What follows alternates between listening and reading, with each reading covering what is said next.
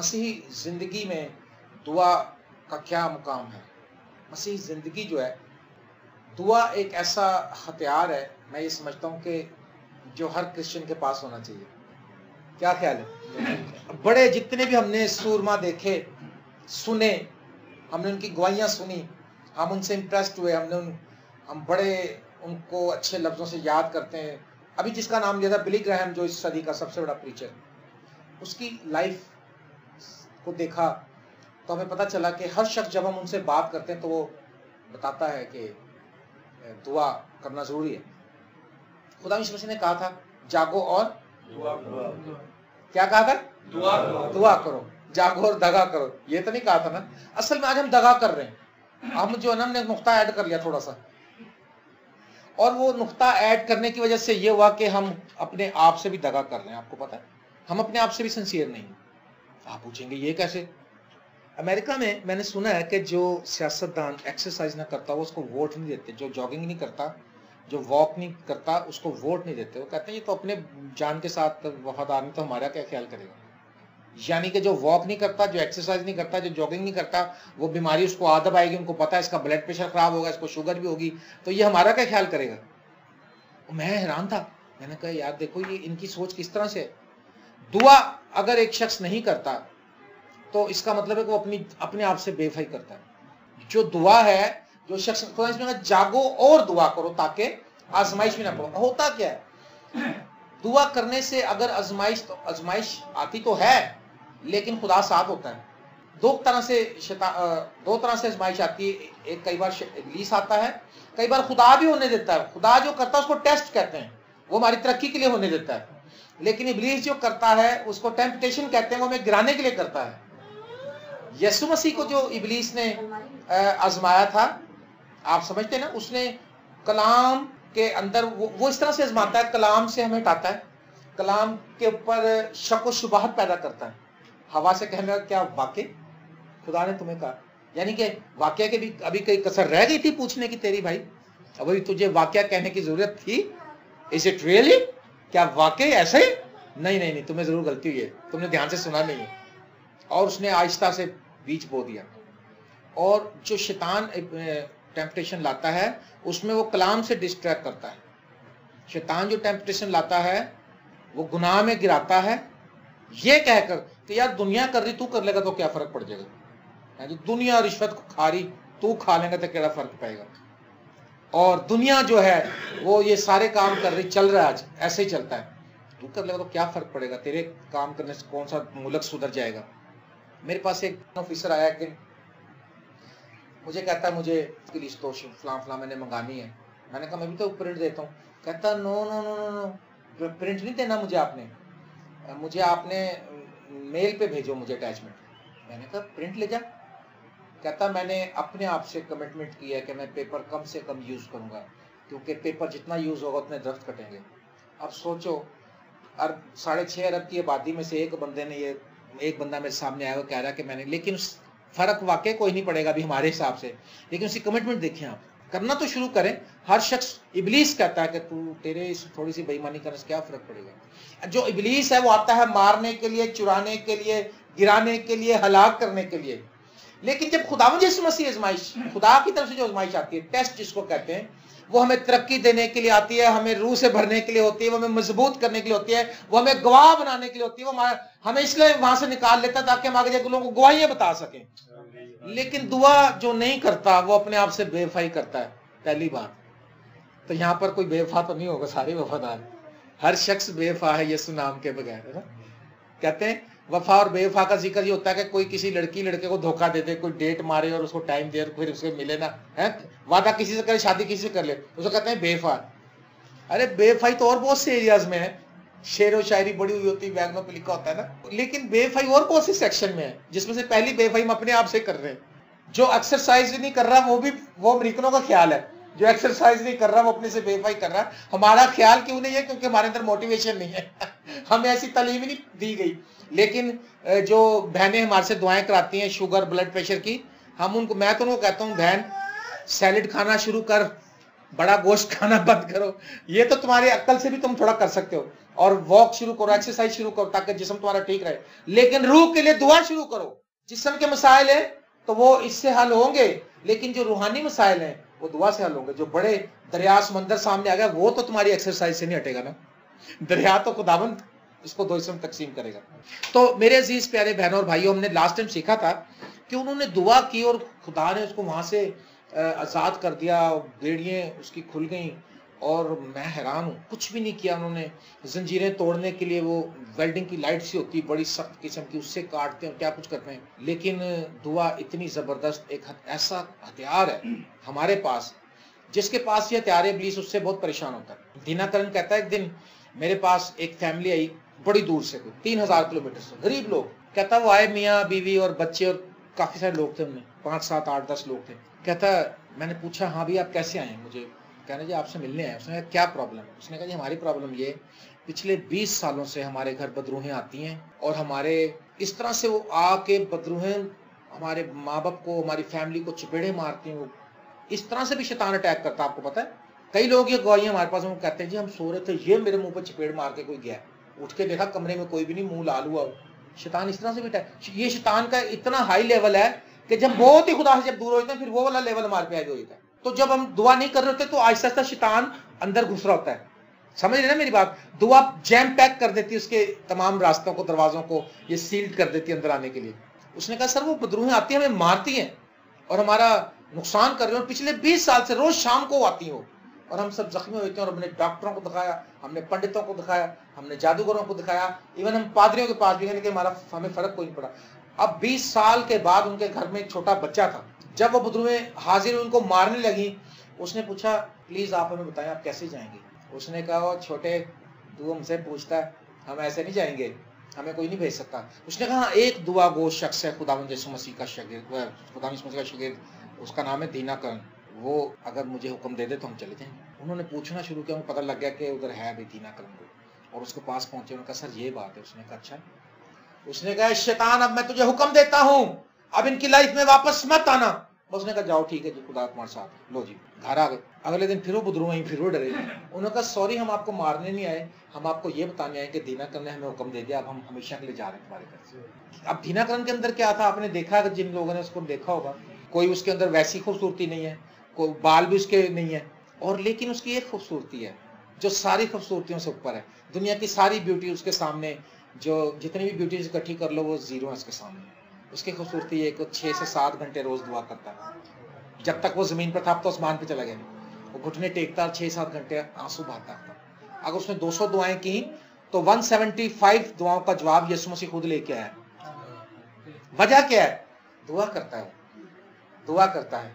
मैं कलीसियों को, मसीहों को ये उभारना चाहता हूँ, दुआ करना शुरू करें।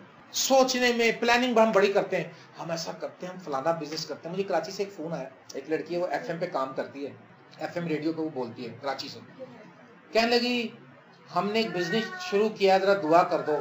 दुआ पहले उसने मुझसे कराई, मैंने उसको कहा बहन तू अपनी दही की देना शुरू कर।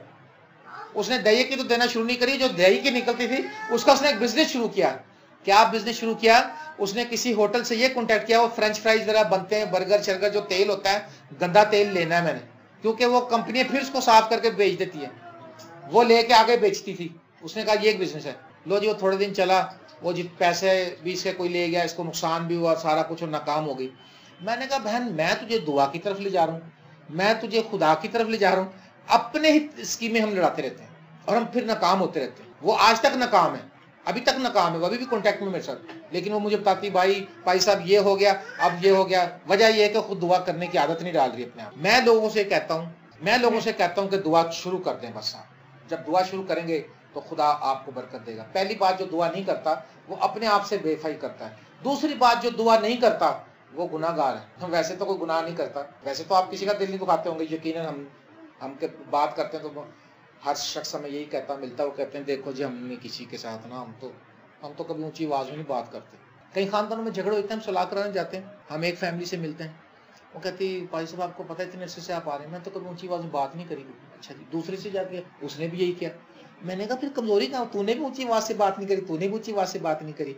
नहीं, असल में आवाज से तो ऊंची बात नहीं करी, दिल में कुफर है।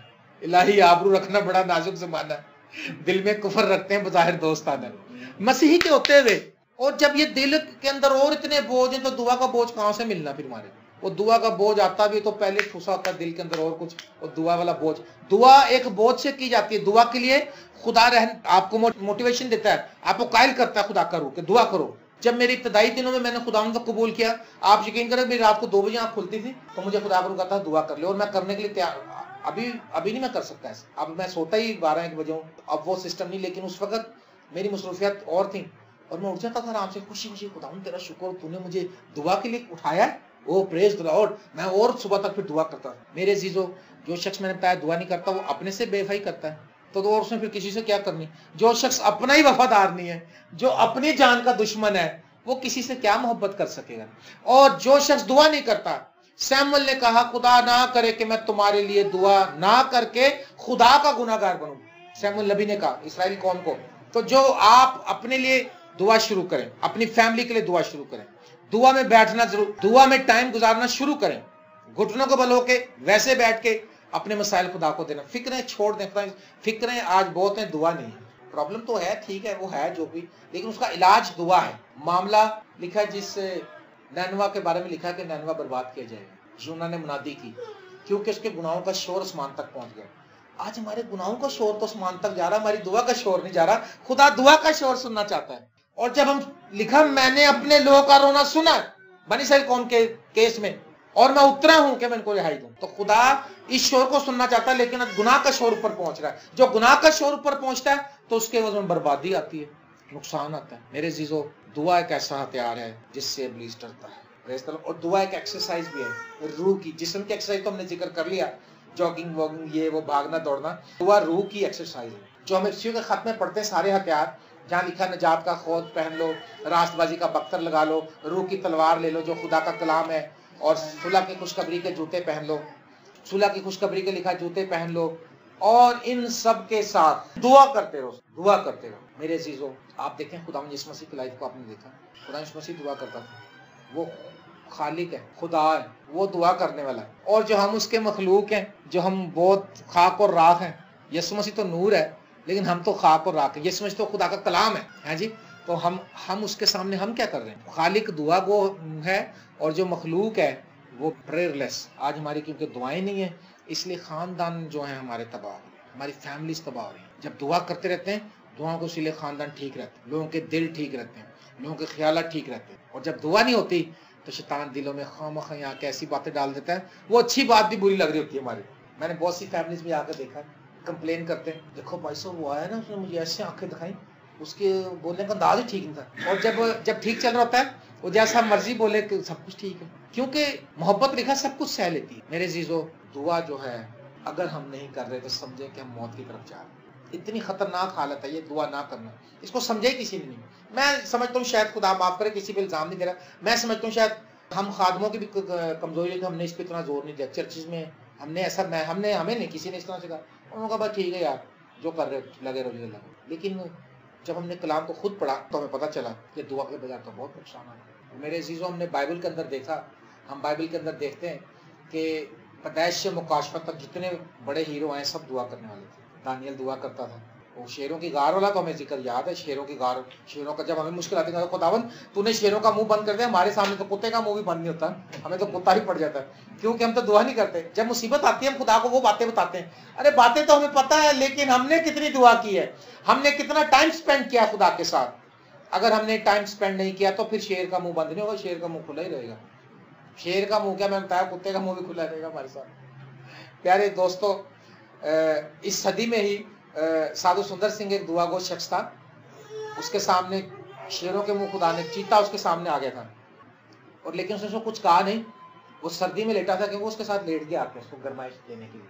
वो भी आराम से सोता रहा। उसने उसकी आंख खुली, उसने देखा ये क्या चीज है यार, लंबे लंबे बाजू है इसकी, ये कैसा कंबल। उसने देखा तो काला चीता था। वजह क्या थी?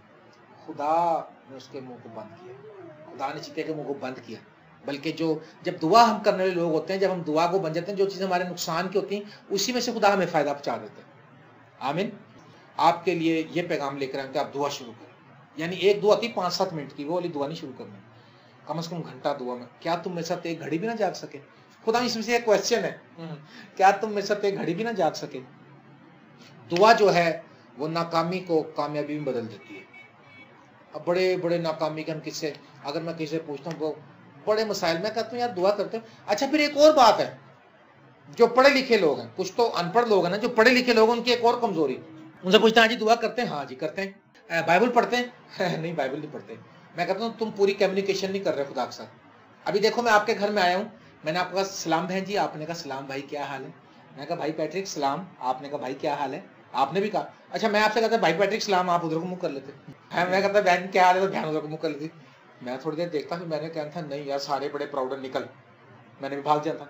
अब हम खुदा से यही काम कर रहे हैं। खुदा चाहता है कि मेरी बातें भी तो सुनो, कहते अपनी छड़ खुदावंद मेरी सुन, मैनू गड्डी दे, मैनू रोटी दे, मैनू आटा दे, मेरे बच्चों को नौकरी दे, मैनू कार दे, मेरे बच्चे की शादी कर, मेरे डॉलर कट, मेरे प्राइज बॉन्ड कट। वो कहना वो तो कट देगा, मेरी गल भी सुन। हम कहते तेरी कोई नहीं जो सुननी, उसकी सुनने के लिए बाइबल पढ़नी पड़ेगी, अपनी तो सुना दी, उसकी भी तो सुन लो। और यकीन करें जब हम उसकी सुनने के लिए बैठेंगे, लिखा खुदावन के हुजूर आओ और खामोश रहो। क्यों खामोश रहो? ताकि उसकी आवाज सुन सको। मेरे से लोग कहते हैं भाई हमसे इतना टाइम नहीं निकाला था दुआ में, तो मैं उनसे कहता हूँ आप खामोश होकर बैठ सकते थोड़ी देर, खामोश होकर सजदे में होकर खामोश हो जाए, खुदा की आवाज को सुनने की कोशिश करें, क्योंकि हमारे पास टाइम थोड़ा है आज। और वैसे ही हमने अपने आप को इतना उलझाया हुआ कि दुआ में टाइम हम थोड़ा देते हैं, लेकिन याद रखें एक वक्त आने वाला है कि बिल्कुल टाइम खत्म हो जाएगा, ओवर हो जाएगा। फिर हम कोशिश भी करेंगे, फिर हम कहेंगे थोड़ा, या फिर कहेंगे जस्टिन भाई थोड़ा तेल तो देना मेरे को।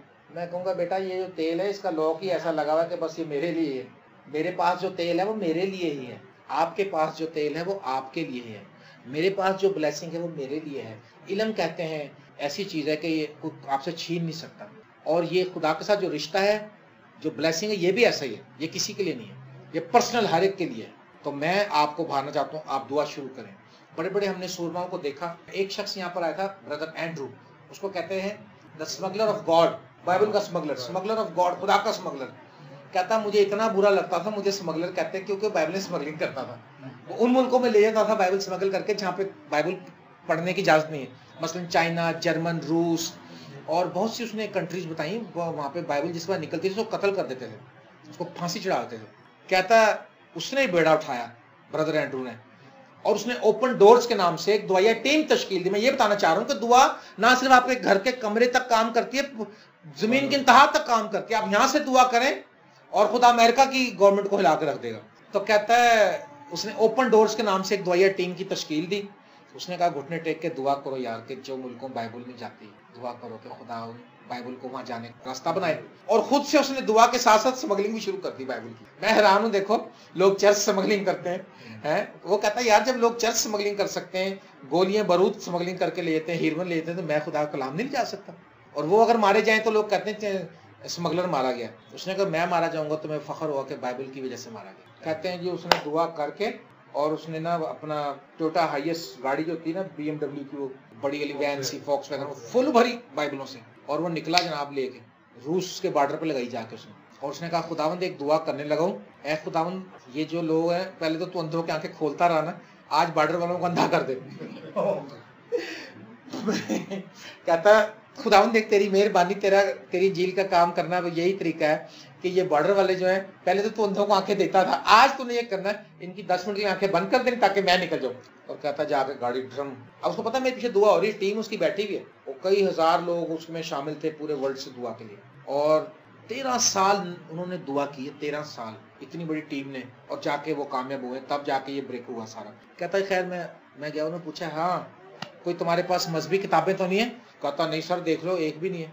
कहता किताबें भरी, बाइबल नको नक भरी, पूरी पैक की हुई गाड़ी। कहता उसने दरवाजे खोले, 2 रूसी जवानों ने ऐसे देखा उसके अंदर, उनको नजर नहीं आया, वो वाकई अंधे हो गए। कहता है मैंने सच बोला कि झूठ बोला कि भाई मजहबी किताबें नहीं है?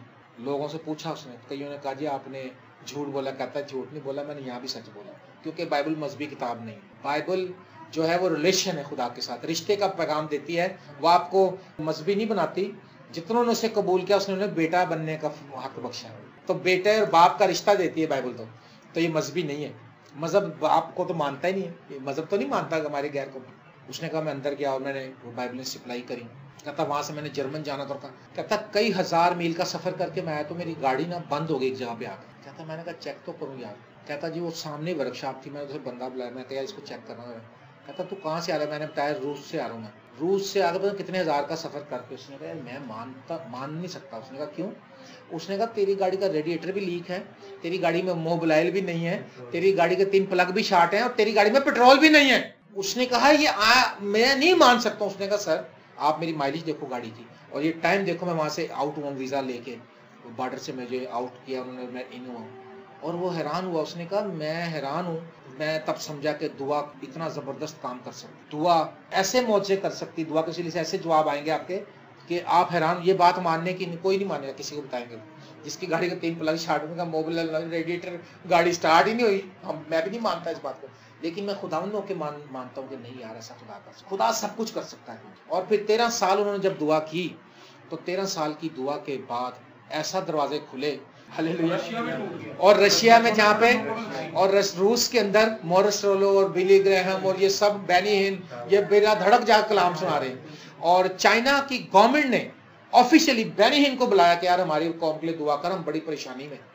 और बेनी हिन की दुआ से वहां पे ये हुआ कि उनकी गवर्नमेंट इतनी स्टेबल हो गई, उनका काम इतना, पहले वो कहते थे तुमने एक बच्चा पैदा करना, जो 2 करता उसको जेल भेजते थे। अब उन्होंने कहा आप 2 कर सकते हैं आप, हम इजी हो गए। अब उन्होंने यानी दुआओं के वसीले, वो खुदा को नहीं मानते लेकिन इसके बावजूद जब उनको प्रॉब्लम आई, उन्होंने खुदा के उन बंदों को बुलाया जो दुआ को लोग थे, हालेलुया। और दुआओं के वसीले खुदा काम करता है। मेरे अजीजों, हमने अपनी लाइफ में, हमारी लाइफ में इतने मौज हैं कि हम उन पर बेहतरीन किताब लिख सकते हैं और हम जरूर इस पर काम करेंगे। शहजाद भाई एक दिन दुआ कर रहा था, इससे पहले कि शहजाद दुआ करता मुझे खुदा ने कहा, दुआ तो कर रहा उसने मुझे नहीं बताया, खुदा ने मुझे कहा कि भाई वो इसको ना 5000 रुपये दे दे। 5000 रुपये, कोई 7-8 साल हो गए, इससे भी ज्यादा हो गए, 10-15 साल हो गए, 8-10 साल। तो वो 5000 रुपये, मैंने कहा खुदा क्या 5000 का कल्ला कारा बंदा, ना बच्चे थे ना बीवी थे, कोई फैमिली कोई नहीं, तो 5000 रुपये तो इसको। तो मैं खुदा मेरे पास तो 5 है भी नहीं। खुदा ने कहा 5200 रुपये तेरी जेब च। मैं कहा हाँ ये तो बात। अच्छा मैंने कहा नहीं यार 5000 नहीं, खुदा कह रहा होगा जब हमें ऐसा काम पड़े ना फिर हम बड़े वो हम बोले बच जाते हैं, फिर हमें हिसाब ही नहीं आता करना। मेरे पास आएंगे कहेंगे भाई जान मेरी तनख्वाह है 17,000 तो दही की कितनी बनी। मैं कहा मैं तुझे अभी 1000 रुपये में से 2 रुपये कम दे दूंगा तो तू सारा बता देगा हिसाब करके। अभी तुझे खुदा को देना, तुझे हिसाब नहीं आएगा जमा तभी। मैं कहा 1700 बन गई, 17,000 की सीधी सीधी। मुझे खुदा के रूम में कहा कि इसको 5000 रुपये दे दो। तो मैंने कहा खुदा 5000, मैं कहा शायद 500 कह रहा था, बेचारा अकेला बच्चा है, छोटा सा बच्चा है, इसको क्या करना। मैं इसकी शादी, मैंने मोटरसाइकिल में फिर ये पीछे बैठा था, मैं दिल में दुआ में खुदा नहीं 500 कह रहा था तो 500। खुदा ने कहा नहीं 5000 एक से करो। मैं कहा यार ये तो बड़ा काम। मैं कहा नहीं खुदा मैंने नहीं देना। मैं वाकई लिटरली मैं नहीं खुदा मैंने ये क्या इतना तो मेरे दिल में, मैं तो मेरा दिल का ही ख्याल है, ऐसी बात आई ना मैं माना ही नहीं। खुदा अगर उन्होंने कहा थोड़ी देर बाद कि अगर तू इसको नहीं देगा तो तू आगे नहीं जा सकेगा यहाँ से, मैं तेरे ऊपर अपना कहर नाजिल कर दूंगा। खुदा ने डराया मुझे। मैंने कहा नहीं यार, मैंने रोकी मोटरसाइकिल। मैं तो यार ये मैंने बटुआ खोला, 5000 निकाला। मैं तो यार ये 5000 खुदा ने कहा कि शहजाद को कह रहा अच्छा इसे जेब में डाले। इसने नहीं पूछा क्यों कहाँ चुनाचे मना कर, इन्हें क्या आन दो। मैं कहा यार तुझे वैसे तुझे कोई पुकारा भाई, मैं 3 दिन से दुआ कर रहा था पैसों के लिए, कोई था मसला। मैं अच्छा भाई ठीक है, लेकिन बात ये कि खुदा दुआओं के वसीले। अब उसने किसी से मांगे नहीं, वैसे मांगता तो मैं इसको 500 भी ना देता है भले। मैं कहता नहीं भाई मेरा अपना हाथ बड़ा तंग है। आपने देखा ना आजकल ये बड़े ड्रामे, ओ भाई महीने का अखीर जा रहा, क्या बात कर रहा है। मैं लोगों से कहता हूँ यार जब महीने का अखीर होता है हमारा तब भी पहली चढ़ी होती है, क्योंकि हमारी रसदगाह खुदा से है। हम क्यों ये बातें अपने पे चढ़ा बैठे, महीने का अखीर है फलाना है। लो जी वो 5000 तो मैंने इसको दे दिया। अगले दिन जब मैंने गाली मार्केट में कलाम सुनाया, नहीं उससे आगे भी 200 बच गए। 200 हाँ 200 वो था असल में ना 350 रुपये बचा मेरे पास। फिर 350 इतना वो था। अब क्या हुआ, शाम को फिर इबादत हुई तो मैं अपने ताऊ जी को ले गया वो तबला बजाने के लिए, वो सनी। तो वो जनाब वो ना काफी बूढ़े हो चुके थे जब वो तबला बजा रहे थे इस तरह से। अब मेरा बेटा खैर से खुदा इसको बरकत दे और इसको अपने खून में छुपाए रखे, अब ये जवान बच्चा, इसके बजाने में और उसके बजाने में फर्क, वो बूढ़ा था। जब वो हम गाते हैं जनाब जलाली, हम तो अंधेवाई शुरू कर देते गाना, तो लेकिन वो बड़ा अच्छा बजाते थे जोर से। मेरा दिल उनके लिए ना तरस से भर गया और मैं बड़ा, मेरे आंसू निकलने का उनको देख के, पता नहीं क्यों ऐसा हुआ उस दिन। खैर मीटिंग हुई, उन्होंने मुझे 250 रुपये चंदा दिया उन लोगों ने, जहाँ मीटिंग करके आया 250 रुपये। तो खुदा, जब मैं चलने लगा, खुदा के रूह ने ऐसे कहा कि तू ना इनको डबल रोटी मक्खन और जैम भी लेके दे देना रास्ते में। मैंने कहा डबल रोटी मक्खन जैम, मैं कहा खुदा होंदा, और खुदा के रूह ने कहा जो पता नहीं 150 रुपया भी हाथ से दे देना। मैं कहा 150 रुपया भी हथों दिया ते जेड़ा उथों मिलिया वो सारा इधर लगा जावे ते 5000 सवेरे शहजाद को दे दिए। मैं कहा खुदा होंदा आज दी दिहाड़ी ते मेरी बनने बल्कि पल्लियों गया चला। मैं कोई बात नहीं, अच्छा खैर मैं कहा यार वो पता नहीं खुदा कुछ करेगा ही। मैंने जलाल सन्स पे मोटरसाइकिल रोकी, मैं कहा अंदर सामान लेने चलना, कह रहे चलो बेटा। अंदर गया, मैंने डबल रोटी ली, अंडे लिए, मक्खन लिया, जैम लिया, और मैंने सारी चीज़ लेके मैंने 150 रुपया भी ताऊ को दे दिया। मेरे पास उस वक्त मैं तकरीबन 100 रुपया रह गया, मैं खाली हो गया, शायद बिल्कुल जीरो हो गया। मैं ताऊ जी खुदा ने मुझे कहा कि मैं आपको दूँ सब। कहते अच्छा बेटा। ताऊ ने बड़े उसको लिया और खैर चले गए घर। और लेकिन उसके बाद मेरे अंदर ना एक बड़ी खुशी और इत्मीनान आ गया। जब मैं अगले दिन वो वापस, मेरी ताई जी आई, कह रही बेटा वो थैंक यू आपने रात को जो कुछ भेजा था। उसने कहा बेटा हमारे घर खाने कुछ नहीं था, नाश्ते, और खुदा ने, हम दुआ कर रहे थे, खुदा ने हमें रात ही को नाश्ते का इंतजाम कर दिया। देखो खुदा किस तरीके से करता है। ये तो हो गया, लेकिन नेक्स्ट डे जब मैं कलाम सुनाने गया गालिब मार्केट, तो खुदा ने मुझे क्या बरकत दी। बहुत से लोग दुआ कराने आते रहे, और एक नौजवान ने मुझे एक लिफाफा दिया, लिफाफा काफ़ी भारी था वो, और जब मैंने उसको आगे खोला तो उसके अंदर 25,000 रुपये, 25,000, और उसका हमने साउंड सिस्टम लिया जो आज भी हमारे पास चल रहा है। मैं आपको बताना चाहता हूँ ये सब बातें खुदा उसके साथ करता है जो दुआ करता है। दुआ में बैठे हो तो बात करे हो। अब आप बैठे हो तो मैं आपसे बात कर रहा हूँ, मैं सड़क पे तो किसी को कलाम नहीं सुना सकता। आप इस चीज़ को समझने की कोशिश करें। ऐसी बहुत सी बातें, ऐसे बहुत से मैसेजेस। एक दिन मेरे पास डॉक्टर के पास जाने के पैसे नहीं थे, मेरी मिसेस बीमार थी, डॉक्टर सार होता था गड़ी शो में। मैं खुदा मुझे 300 रुपये चाहिए, 300 रुपये, यानी जीरो जेब में, एक टैडी नहीं था। तो मैंने दुआ की। मैं ये बताना चाह रहा हूँ कि दुआ एक ऐसा हथियार है, जहाँ चलाओ तुम्हें फायदा ही मिलेगा। तो मैंने दुआ की, घुटने टेक के, मैं खुदा तेरी मेहरबानी थी। मेरा कजन है वसीम, उसका नाम, वो आ गया, उसने दरवाजा खटखटाया, उसने सीधा आया मेरे पास, कह रहा भाई अभी मैं घर पे दुआ कर रहा था, खुदा ने कहा कि जस्टिन को 300 रुपये दे के आ, तो आपको जो, मैं कहा मैं दुआ कर रहा हूँ, 300 की ही दुआ कर रहा हूँ। उसने कहा जी अभी भी मैं घर पे दुआ कर रहा था, तो खुदा ने मुझे भेजा, उसने 300 रुपये निकाल दिया। बड़ी चीज़ चाहिए, छोटी चीज़ चाहिए। ये ना कभी सोचो, जब आप ये सोचते ना तो कोई नहीं बैंक में 50,000 रुपये पड़ा हो जाएगा, यानी हमारे निगाह 50,000 को हम बड़ा समझ रहे, 50 कुछ भी नहीं है अगर खुदा का फजल नहीं है साथ। लेकिन अगर खुदा का फजल है, आप छोटी बात हो, बड़ी बात हो, छोटी प्रॉब्लम हो, बड़ी प्रॉब्लम हो, आप दुआ करना शुरू करें, दुआ करना शुरू करें। नहीं आपके पास कोई दुआ करने के पॉइंट्स, अपने रिश्तेदारों के लिए दुआ करें, अपनी बहू के लिए दुआ करें, अपने बेटे के लिए दुआ करें, बहू सास के लिए दुआ करें, जो हस्बैंड है वाइफ के लिए दुआ करें। जवेद साहब जो अपनी मिसेस को बरकत दे सुबह के, गॉड ब्लेस यू। अल्फाज बोलें, जिंदगी और मौत जुबान के काबू में, जो इनको अजीज रखते हैं उसका फल खाएंगे। मैंने देखा अपनी जुबान से बोल बोल के बहुत से फायदे मैंने ले लिए। आप अपने घरों में एक दूसरे को बरकत देना शुरू करें, उसे कहें बहन जरा गिलास पानी पिला, गॉड ब्लेस यू, वही तो नहीं कहना, ये बड़ी बात हो जाएगी, वो ब्लेसिंग होएगी उसके ऊपर। खुदा तुझे एजुकेशन में आगे ले जाए, खुदा तेरी सैलरी बढ़ाए, खुदा तेरे कारोबार को आगे बढ़ाए। पापा जी आप काम पे जा रहे हैं, खुदा आपको बरकत दे। आप हर शख्स दुआ को बन जाए, ये दुआ ही है। आप दुआ दे, पापा जी आज आप जा रहे हैं, आप वापस लौटेंगे, खुदा आपको बहुत सी बरकत दे। हमने अपने बच्चों को प्रैक्टिस कराई है छोटी छोटी बातों के लिए, बड़ी बातों के लिए, और हम दुआ करते हैं, और दुआ के वसीले से हमारे काम पे गालिब आते हैं। हम ये नहीं कहना चाह रहे कि हम बहुत ज़्यादा समझ, हमें कोई समझ नहीं आई, हम नहीं दावा करते कि हमें कलाम समझ आ गया बहुत, लेकिन हमें ये बात समझ में आ गई कि खुदा हमारा सब कुछ कर सकता है अगर हम उसके साथ जुड़े रहें। हालेलुया। तो आओ मैं आपको ये बताना चाहता हूँ कि आप दुआ करें, जागो और दुआ करो ताकि आजमाइश में पड़े। दुआ करने से आजमाइशों से बचेंगे, दुआ करने से नाउमीदी में उम्मीद नजर आ जाएगी, दुआ करने से हालात बदल जाएंगे, दुआ करने से शैतान भी थरथराएगा। बस इतनी सी बात। और मैं आपको पता मेरी लाइफ कितनी नाकामियों से भरी थी। पेट्रोल पंप पे काम करने वाला शख्स, पेट्रोल पंप पे मेरी ज़िंदगी, मैंने अपने ज़िंदगी का आगाज़ पेट्रोल पंप से किया था। रंग का काम कर रहा हूँ, दिहाड़ियाँ कर रहे हैं जी, कंडक्टर वैगन में क्या लाइफ थी। लेकिन जब से खुदा यीशु मसीह में आया, खुदा ने मुझे ऑपरेशन मैनेजर बना लिया। तालीम भी कोई, अब मैं ऑपरेशन मैनेजर छोड़ के एक और सेक्शन में चला गया, वहाँ पे मेरी फाइल खुली है, अब मैं जॉब चला। तो जो मेरी जॉब खाली हुई वहाँ पर उन्होंने BA पास और एक्सपीरियंस मांगा, पता नहीं कितने साल, और मैं मैट्रिक पास हूँ। इतना फ़र्क क्यों है भाई? क्योंकि मैं दुआ करने लगा, मैं दुआ को इसीलिए गालिब आया, मैं दुआ करके हर काम को शुरू करता हूँ और खुदा मुझे कामयाबी अता कर दे। क्यों जी? हमें पता है। और हम सारे, एक दिन ये शहजाद जो है, एक दिन ये अपने प्लाजा में गिर गया और इसका वहाँ पे चौकी 5वें फ्लोर से लटक गया ऐसे करके। इसका हाथ, बिजली गई थी अंधेरे में, इसको, ये लंबा बहुत है तो इसको नजर नहीं आया, वो इतना सा ग्रिल थी, इसके ऊपर से उल्टा बाजी खा गया और ये लटक गया ऐसे करके। और शाहिद को खुदा ने कहा फौरी तौर पर शहजाद के लिए दुआ कर। वो पता नहीं कहाँ था, फौरन गया बैठक में, घुटने टेके उसने दुआ शुरू कर दी शाहिद ने। खुदावन भाई शहजाद पर अपना हाथ बढ़ा, खुदा ने उसको इतना कायल कर दिया कि वो आंसुओं से दुआ करने लगा। और वो करता रहा। आधे घंटे बाद जब ये पहुंचा, उसने कहा सर अभी 1 घंटा पहले आप कहाँ थे, क्या बात थी? उसने कहा क्यों?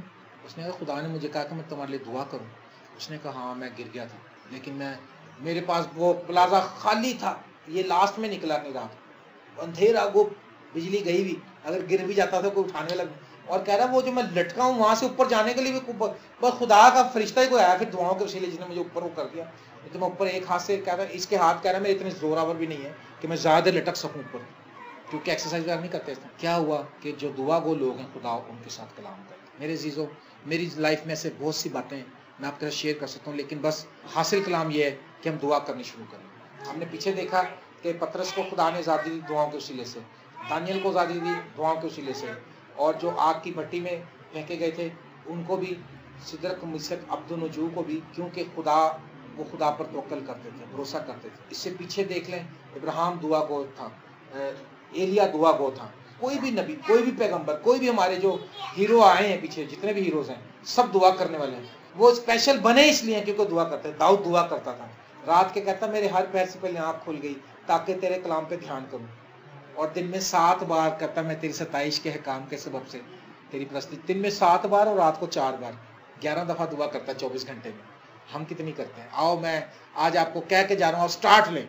आप देख, अपने मसाइल की लिस्ट बना लें, रखें उसको सामने खुदा के, और अपने आप को खुदा को दें और शुक्रगुजारी करना शुरू करें। आए, मेरी दुआ है कि खुदा आपकी जिंदगी में बड़े बड़े काम करे और आपकी दुआओं से बहुत से नताइज लेकर आए। आए हम दुआ